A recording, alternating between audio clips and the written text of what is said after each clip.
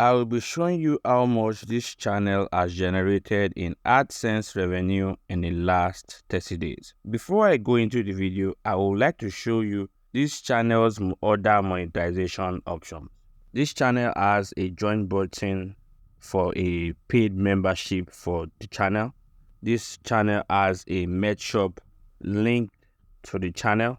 There are several factors that determines the AdSense revenue of a channel, but for the purpose of this video, I'll be choosing two major factors. The first factor is the average RPM for this channel, while the second factor is the number of views this channel has gotten in the last 30 days. This channel got 2.11 million views in the last 30 days, and I'll be choosing the RPM of $5 because this channel is an automotive channel.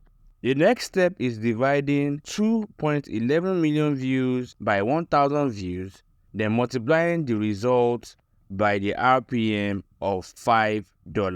Using the RPM of $5, this channel has generated an AdSense revenue of $10,055 in the last 30 days. This is the end of the video. Until the next one.